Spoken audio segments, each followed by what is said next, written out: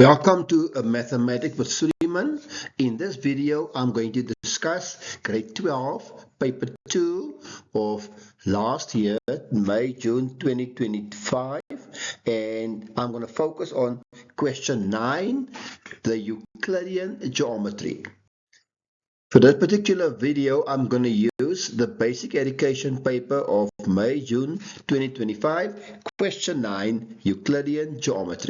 Question 9, 9.1. In the diagram, triangle DEF is drawn. Line GH intersects DF and EF at G and H respectively, such that GH is parallel to DE, and also given that GF over DG equals to 2 over 5. Question 9.11. Write down with a reason the value of HF over EH. 9.12. If EF is 21 centimeters, calculate the length of EH.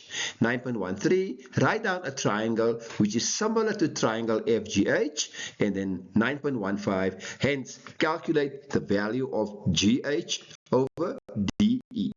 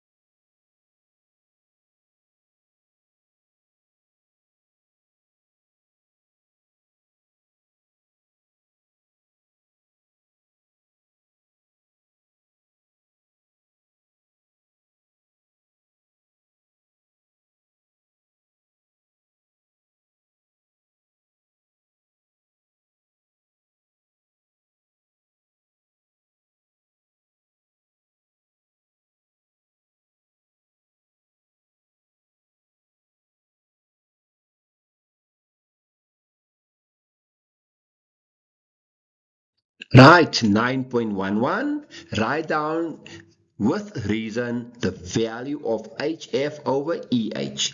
Now you remember FG over GD is given as 2 over 5. Can you see the pattern in red? So at the bottom the same, and then with HF over EF is then also because the two ratios are equal. Why? Because GH and ED are parallel. So therefore, that ratio EHF over EH is also 2 over 5.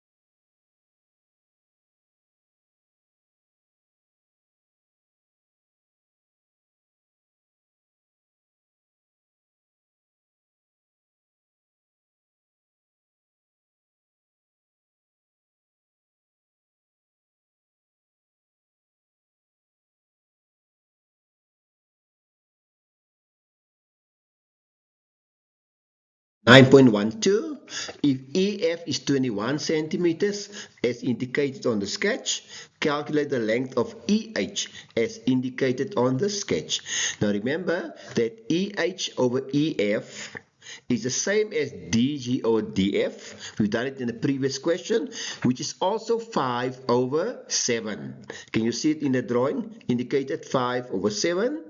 Remember 5 plus 2 is 7. So therefore, of course, and your reasons are that the lines are parallel to one side of triangle, and of course property of the theorem GH parallel to DE, of course your proportionality theorem. So therefore, if you replace EF with 21, then you get EH over 31 equals to 5 over 7, cross multiply, and therefore EH is 15 centimeters.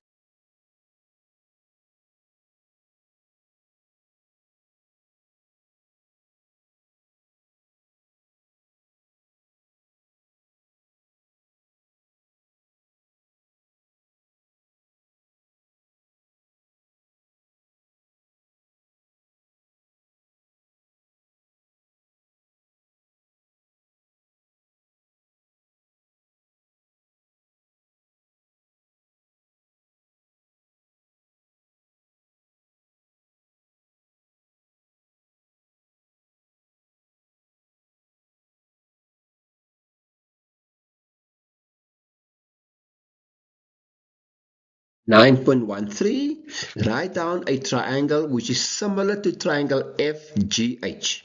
FGH is the one I've shown in red, and the one similar to that one is the big one, FDE. Now those two are similar because they share the same angles, like angle E is common, angle D is equal to angle G corresponding, angle E equals to angle H corresponding. So the two triangles are similar because they are equiangular. So therefore triangle FDE.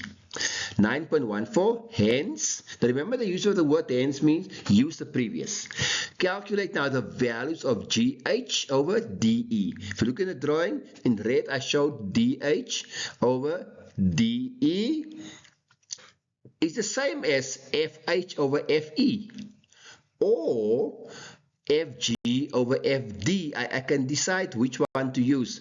So because the two triangles are similar, that is why I can do that.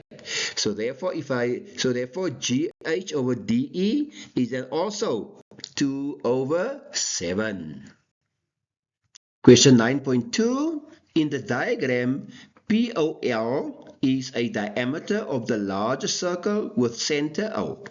TMR is a diameter of the smaller circle with center M. The two circles intersect at L and R.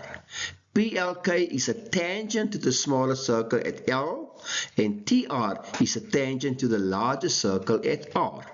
OM intersect the smaller circle at N.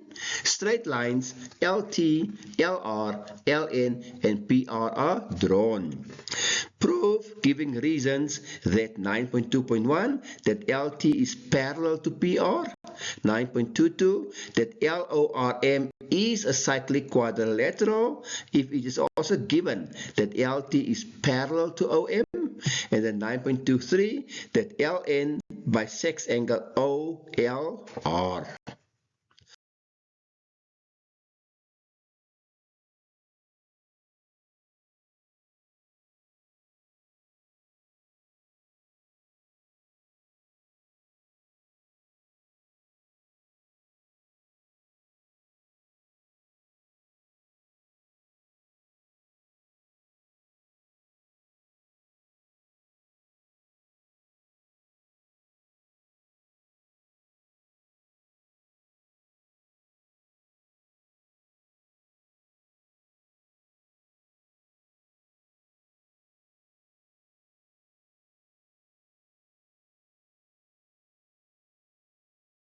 Right, 9.2.1, you must prove with reasons that LT is parallel to PR.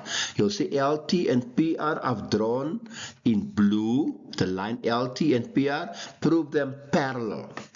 Now, if you look at L2, which I showed there in red, L2. Now L2 is 90 degrees because it's angled in a semicircle. Remember, RMT is the diameter. Right, it's angled semicircle. Or you can say, look at L1, and can you see where's R1? So it's angled between the 10 and the chord. So you can also say that. Then R2 in blue is also angled in a semicircle. Remember, PL is the diameter. So there you are. So we got L2 equals to R2 because they are both 90 degrees. So they form then equal alternate angles. And if we have equal alternate angles, then of course LT got to be parallel to PR. So 9.22, prove with reasons that LORM is a cyclic quadrilateral if it's also given that LT is parallel to OM. So I've drawn in LORM in blue. So that is the quadrilateral which you must prove is a cyclic quad. And I also shown LT with a red arrow and OM with a red arrow. So we can see that they are parallel. Now look at L1.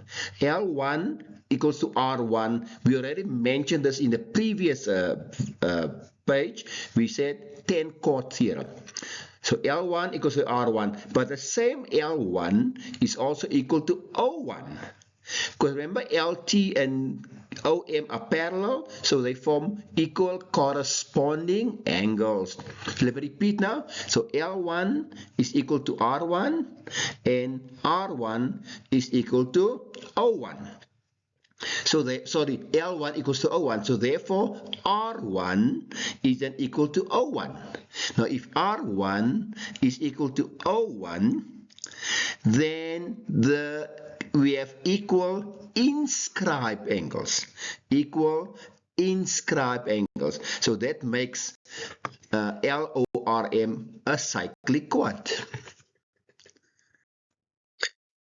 Right, proof giving reasons that 9.2.3 that LN bisects OLR. Now you see I've highlighted angle OLR and I've highlighted LN. So you must prove that LN in the middle bisects angle OLR. So now look where is OLR. Angle OLR is also equals to M1. Can you see it? I showed it in red. OLR equals to M1. Well, remember in the previous question we proved that ORML is a cyclic quad, so therefore it's equal inscribed angles or angles in the same segment, subtended by the same chord. So and twice L3, look at where's L3, twice L3 is equal to M1. Why? Remember, angle at the center is twice the angle in the circumference. Angle at the center is equal to twice the angle in the circumference. The smaller circle, people, right? Okay. So therefore, angle OLR is then twice L3. Therefore, OLR is twice L3. Therefore, L4 equals to L3. And if L4 equals to L3, then that means that LN bisects angle OLR. Thanks for watching this video with Mathematics with Suleiman. Please don't forget to share, like, and subscribe.